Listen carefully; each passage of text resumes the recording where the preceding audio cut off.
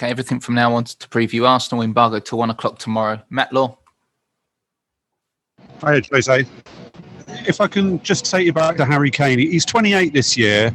A lot of the big strikers and goal scorers who have played for you have played on very, very late into their sort of years. Zlatan 39, Drogba 40, Ronaldo's now 36, Eto'o 38.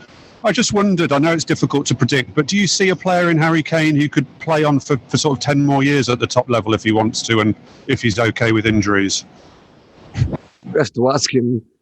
Depends on what he wants to do, and I think it's even too early for him to think about that. I think he just enjoys his football, and when a striker is just that kind of goal scorer that can only play in that position, is more difficult, because when they lose that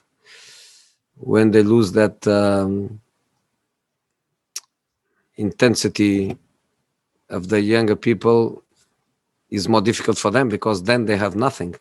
But this kind of players, I think they get better with time, with experience, with understanding of the game. In this moment, you see Harry, you see Benzema, and Benzema is 33 already now. This kind of striker. They are very intelligent. They drop back, they assist, so they can transform their game. And later in their career, instead of be the 9 targets, they become the 9.5, and between the 9 and the 10. And they have football until they want. But it's too early. 28 is too early to think about that. Okay, Kaveh Solokol. Kaveh, thank you. Jose, I just wanted to ask you about the balance of power in North London. Obviously, when Arsenal were winning titles, they were arguably the bigger side in North London. Do you think, considering the players you have now, the stadium, the facilities, and also the recent record in the Champions League, that the balance of power has shifted a little bit in North London? I want to be respectful. I don't want to go in that direction. I'm very proud to be at Tottenham.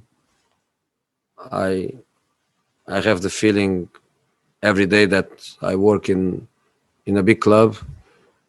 But in spite of the rivalry between us and Arsenal, I want to be respectful. Arsenal is a big club with a big history. A little bit like us, they are trying to build a better future. I have total respect for them. Okay, Katie Shanahan. Evening, Jose.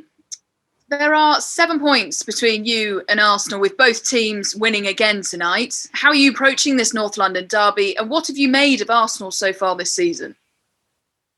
I look up, I don't look down. If Arsenal was 7 points ahead of us, I would look to them. But because we have 7 points more than them, I don't look down, I look up. But at the same time, we look always to the next match, and if instead of Arsenal it was Villa or Newcastle, because the next matches that we are going to play would be exactly the same feeling. We feel that we are better than the position that we have on the table, and we want to improve that position, so we need points for that. So it doesn't matter the opponent, doesn't matter if it is a London derby. In fact, it's the 4th that we have in a row in the Premier League. It's a Premier League match. 3 points are there to fight for, and that's what we are going to try to do. Okay, we've got time for 2 more. We Dan Kilpatrick. We're finishing with Valley Gold. Dan, you're first. Hi, Jose. Hey. Just to go back to Harry, in terms of mentality and just kind of hunger for the trophies. You know, a real desire to win that first team trophy. I mean, have you ever met anyone or worked with anyone quite like him in that regard? I've been lucky enough to work with players with great ambitions, and it's not possible to have a career like mine without players with ambition. He has that, no doubts that he has that. No doubts that of course he wants to win matches, score goals, win trophies. Totally committed with the club, totally committed with the national team. Is a very good example of a top professional, not just a top player, because sometimes top players are not top professionals, and vice versa. He's top player, he's top professional, and he's a great example for everybody. Okay, Ali Gold to finish. Again, Jose. You had Sergio Aurier back today, and obviously Matt Doherty's been in good, improving form in recent matches. How much of a battle is that for Sunday for the right back slot? That's amazing. They're both playing well, and that's what I want, and that's what I need, and that's what the team needs. Ben Davies, Reguilón, and I'm just speaking about the fullbacks, but the reason why today we changed 7 or 8 players in relation to the last match was because I trust all the guys. Because the last time I did this, we lost against Antwerp, and everybody was killing me, and right so, because I make these decisions. But in that match, I felt a little bit let down by attitude, and it was a moment where not everybody was working well and hard and trying to play every match. In this moment, I changed 7 or 8 players today in a very important match. I did it because of the trust. And to be honest, I didn't change 11 because I didn't want to give the team a feeling of it's too much or I'm gambling or something like that, because I could perfectly change.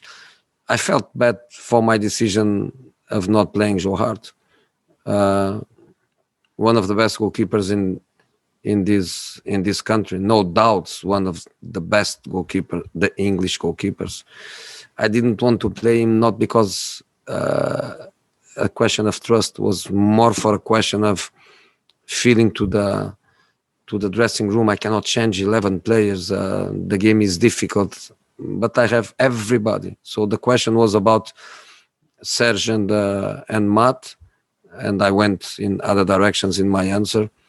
But the reality is that in this moment we have that. We have everybody playing well, working well. All right, guys. Thank you very much. Have a good evening. Thank you.